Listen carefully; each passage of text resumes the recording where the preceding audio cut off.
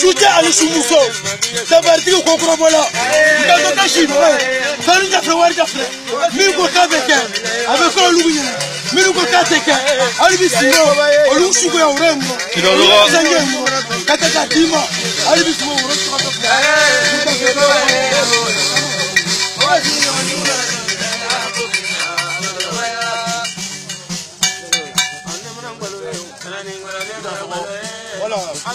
Rigo.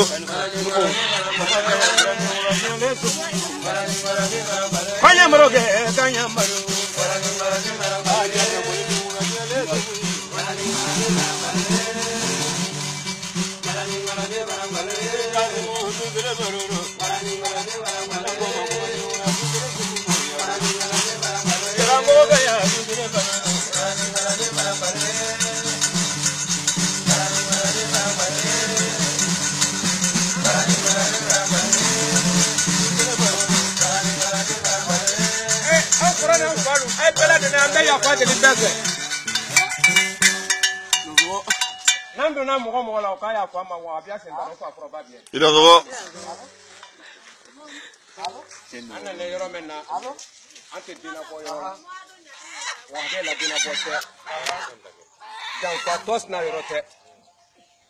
Ni shua kala men kono ni e shua le roko kila shua le beke ki ile rek boko chamano mba ibe se ka men ke bo gari ya le ka kuma donda na ye flime alo nele e se tana deni no ko flani membe ya la ni ya me ka flani nyongo nele parce que tout mo ko mo membe tunya ka an koro le baye pa ye biyo ka sla dama amman ka jibonke komo kole ni dona idona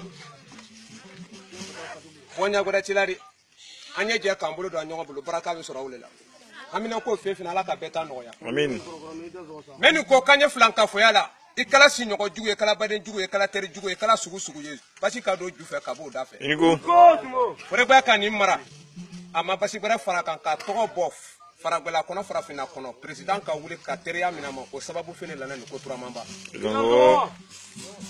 fefe wulila kana memana an ka do wuye peye ni sala yoro la medai donc sala wulu kungulo inigo aba dibi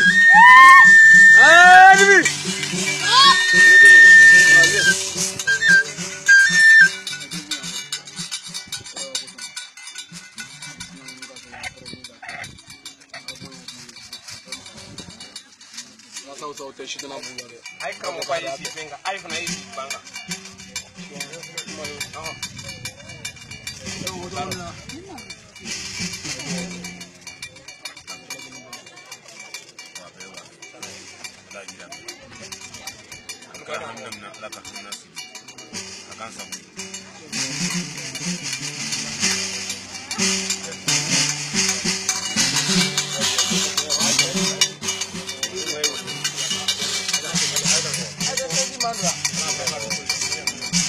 ala se tnaila makadama ala jahna ma portu daila men go te do ala pour ya ido mamlika belu du ko idniko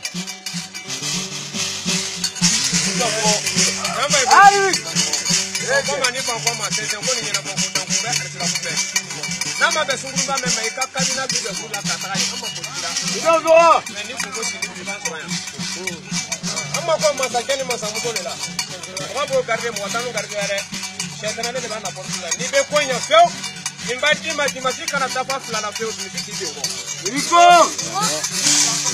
abi alo tena de na ala ko dalo abena vraiment ma bien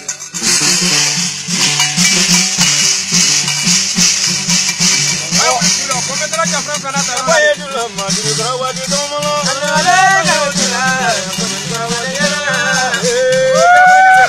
sobre wadu yala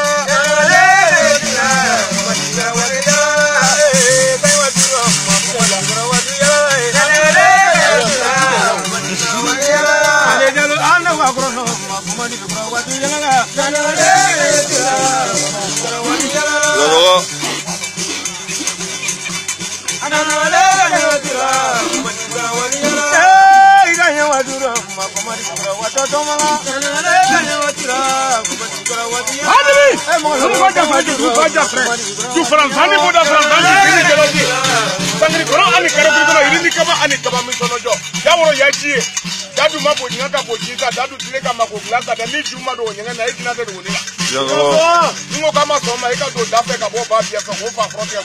Unico.